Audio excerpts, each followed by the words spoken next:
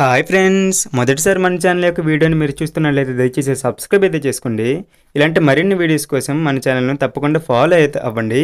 అలానే వీడియో కూడా ఎక్కడైతే స్కిప్ అయితే చేయకండి. ఇక్కడ టాపిక్లోకి వచ్చినట్లయితే ఇక్కడ కనిపిస్తున్న ఈ యాంప్లిఫైర్ వచ్చేసి మిడిల్ క్లాస్ వరకు అయితే చాలా బాగా ఉపయోగపడుతుంది.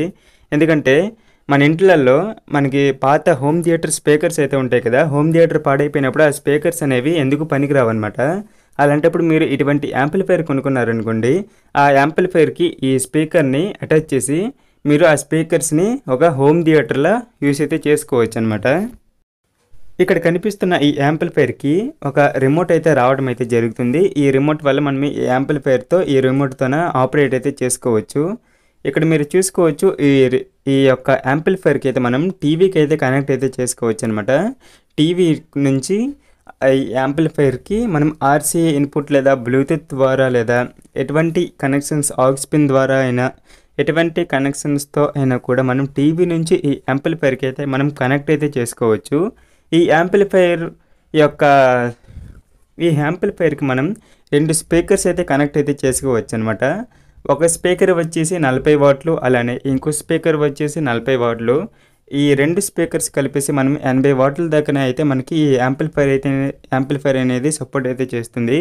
ఈ యాంప్లిఫైర్కి సబ్బూఫర్ కనెక్షన్ అయితే లేదనమాట. కేవలం 2 స్పీకర్లు మాత్రమే మనం ఈ యాంప్లిఫైర్కి అయితే కనెక్ట్ అయితే చేసుకోగలము. ఈ యాంప్లిఫైర్కి మనము ఎటువంటి సబ్బూఫర్ని కనెక్ట్ అయితే చేసుకోలేము. కేవలం 2 8 ఇంచ్ నుంచి 6 ఇంచ్ వరకు స్పీకర్స్ ఉన్నటువంటి స్పీకర్స్ మాత్రమే మనం ఈ యాంప్లిఫైర్కి అయితే కనెక్ట్ అయితే చేసుకోగలం. ఇది మాత్రం మీరు గుర్తుంచుకోండి. దీని యొక్క ఫీచర్స్ మీరు ఇక్కడ వీడియో పైన చూసుకోవచ్చు అనమాట. దీనికి ఎల్ఈడి డిస్ప్లే ఉంటుంది, మాస్టర్ వాల్యూమ్ కంట్రోల్ ఉంటుంది, అలానే బేస్ కంట్రోల్, ట్రబుల్ కంట్రోల్, అలానే 2 స్పీకర్స్ యొక్క ఒక స్పీకర్ వచ్చేసి మనం వాల్యూమ్ని కంట్రోల్ చేసుకోవడానికి వాల్యూమ్ కంట్రోల్ అయితే ఉండడం అయితే జరిగింది. అలానే ఈ యాంప్లిఫైర్కి బ్లూటూత్ కనెక్షన్ అయితే ఉండడం అయితే జరిగింది. దీని ద్వారా మనం మొబైల్ నుంచి యాంప్లిఫైర్కి కనెక్ట్ అయితే చేసుకోవచ్చు అనమాట. ఈ యాంప్లిఫైర్ వచ్చేసి మనకు అమెజాన్లో అయితే ఉండడం అయితే జరిగింది. దీని యొక్క ప్రైస్ వచ్చేసి 5,549 రూపాయలు అనమాట.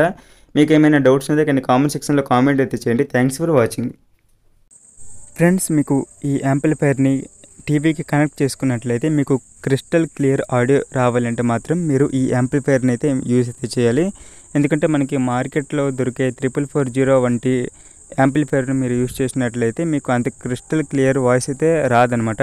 మీరు ఇటువంటి హైఫై సిస్టమ్ ఉన్నటువంటి స్టీరియో సిస్టమ్ ఉన్నటువంటి యాంప్లిఫైర్ని మీ టీవీకి యూజ్ చేసినట్లయితే మనకి మంచి క్వాలిటీ ఉన్నటువంటి స్టీరియో ఎఫెక్ట్స్తో మనకు మంచి ఆడియో రావడం అయితే జరుగుతుంది. మీరు మార్కెట్లో